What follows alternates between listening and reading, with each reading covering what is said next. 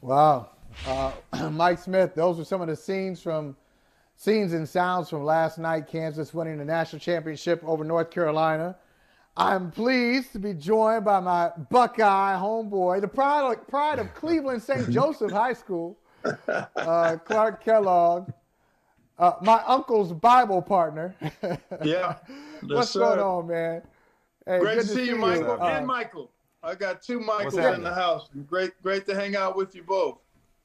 Good to have you. So Clark, I was going to ask you about last night, but really let's extend it to the weekend, the Final Four. I mean, North Carolina Duke, that was like a championship game preview. That was a great game in itself. Like, what are one or two things that really stood out to you from the championship weekend that we just saw? Well, I think the first thing was just excitement and gratitude. Obviously, we've been in the midst of a pandemic, did not have a tournament in 2020, and had a quarantine-type singular environment in last year. And to be able to walk into what March Madness looks and feels like pre-COVID in New Orleans with historic matchups. I mean, that was the first time Carolina and Duke had played in the NCAA tournament. Obviously, you've got Coach K's last lap as an iconic figure in the game of basketball and the world of sports.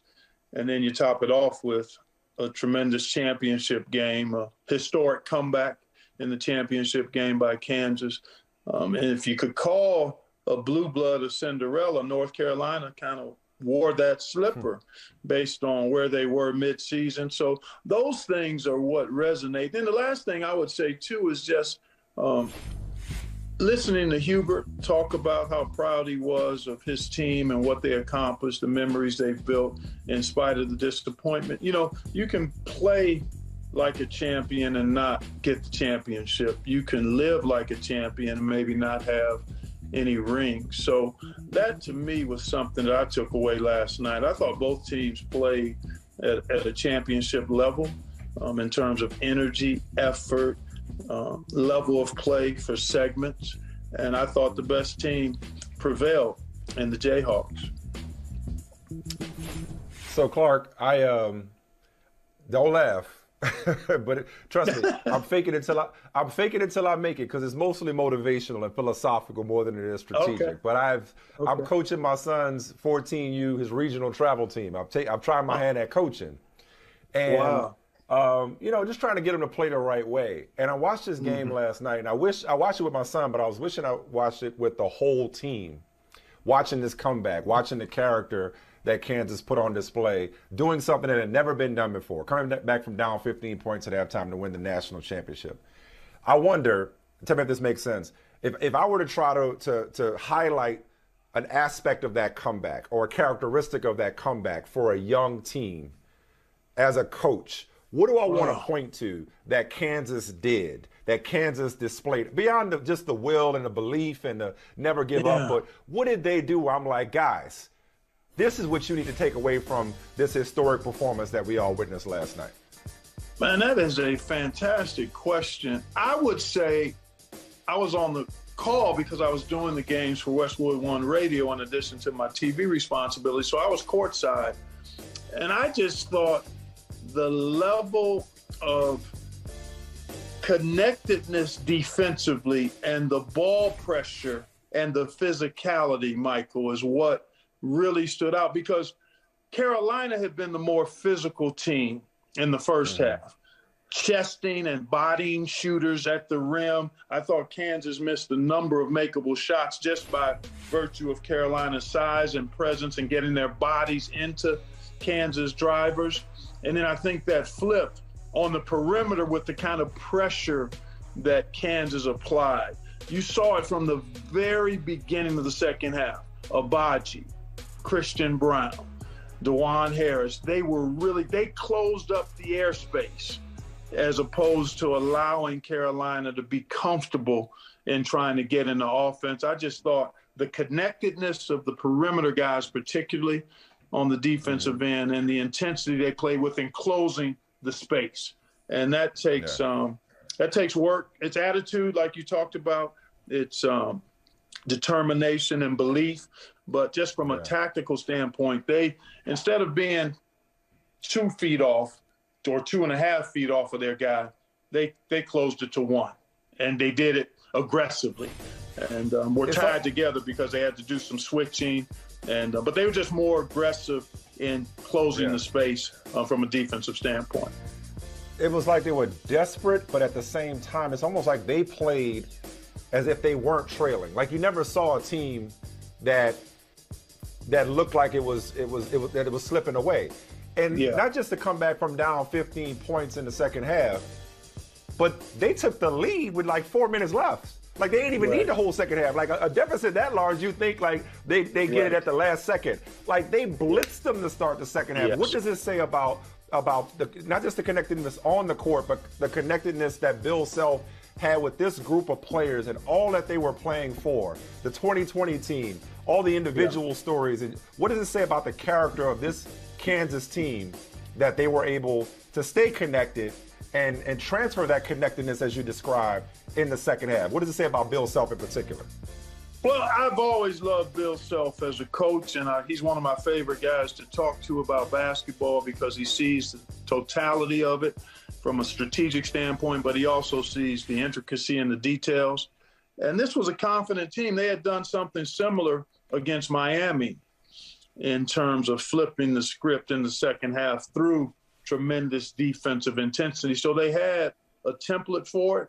They knew they could do it. They believed in one another. But I don't think you can win at the highest levels without character. Without character from an individual standpoint and without collective character. There's a championship character that championship teams have. I think champion people have in terms of a commitment to excellence, a commitment to doing things the right way over and over and over again. So you have that reservoir of confidence and belief in what you're doing, even when it might not be going well. I think you saw that. But it hunts back to character with the individuals, a collective character. And then there's always that element when you're playing for the guys next to you and you're playing for something beyond just your own gratification and glory, it gives you additional fuel. So I think you saw all of that. And Bill cultivates that. I mean, Kansas as a program cultivates that. I mean, these two teams, and we had Duke in the mix as well. We have Villanova. I mean, those are bellwether programs, and they've been that way because of the leadership they've had in the coaching position for long periods of time. Now I've heard you, Clark, talk about teamwork here, and that's a great answer, but I'm going to ask you a very simple question that kind of focuses on the individual, and not just last night, throughout the tournament, whether you were in studio or in New Orleans, who's the best player you saw during this tournament? And I try to keep it to the college performance, but it's hard when you have a tendency to think about what the future of an individual looks like going forward. I thought the best player in both areas was Paolo Banchero in terms of his skill level, his strength, his feel, his versatility. I would argue that Jaden Ivey could perhaps fall into that category as well in terms of what he was able to do in college. They didn't have the run they wanted in the tournament at Purdue, but his dynamism and his clutch play, his skill level is really impressive. But I would probably lean towards Paolo Banchero. And just from a performance and historic standpoint, the guy who won at least most of the Player of the Year awards that I've seen, Oscar Tshiebwe, did something pretty special from a historic standpoint as far as his consistency and rebounding and how he improved offensively. But those guys probably stood out. And I voted Oscar Tshiebwe as the Player of the Year in college basketball. But from an overall skill level standpoint, I would lean Paolo Banchero for me. Size, versatility, and his skill set is what was really impressive. Speaking of rebounding, so Bacot had 15 points and 15 rebounds last night. first player to record a double-double in 6 NCAA tournament games. Yeah. And, of course, playing through that ankle injury, unfortunately re-aggravated, 30 seconds left. Just when you think about the performances, not just in this tournament, but first guy to have a double-double in all 6 games, where would his run for North Carolina, where would that rank in recent memory in terms of individual performances, both in terms of numbers, but also impact on the game, as well as, the toughness to be able to come back after an ankle injury and play in a championship game the way he did? Historic. It goes to the top of the list when you talk about tournament performances. And I've had the privilege of being part of it at CBS since 97 from the standpoint of covering the Final Four, either in the studio or calling the games. And I can't recall, when you combine all those elements you just mentioned, Michael, his grit, his level of consistency in dominating the glass and what that meant for his team. I mean, Carolina I think they got 41% of their misses going into last night's game, and Bacot probably got the bulk of those for his team. So when you talk about how they were winning because they were getting extra shots. They were making free throws. He was part of that, getting the second shots, creating contact, drawing fouls, helping his team get to the foul line. So his impact on winning, his individual performance, historic in nature, would rise to the very top 4 or 5 when you look at individual performances that I can recall as a broadcaster. Big time. And the grit, I mean, clearly he was not 100%. I wondered if he would be able to be effective just based on the fact that he had tweaked that ankle and it would get worse after the game on Saturday. And you saw it in the second half. He started to noticeably limp a little more as the game went on. Yeah. Early on, it was less noticeable, but as the game went on, I thought it was taxing on that ankle, and then ultimately he retweaked it late in the game. Clark, last question I have for you. I go back to one of the last times, obviously before the pandemic began, I saw you in person, and we were talking about the future of college basketball. And I think about that conversation and think about something I read earlier today.